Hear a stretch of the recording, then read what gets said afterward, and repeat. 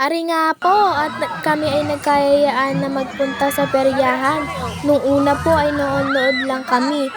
Hanggang sa kami nga po ay napasalang na. Akala ko po easy lang to. Ito nga po panoorin nyo hanggang dulo. O, tingin ng pila, ba?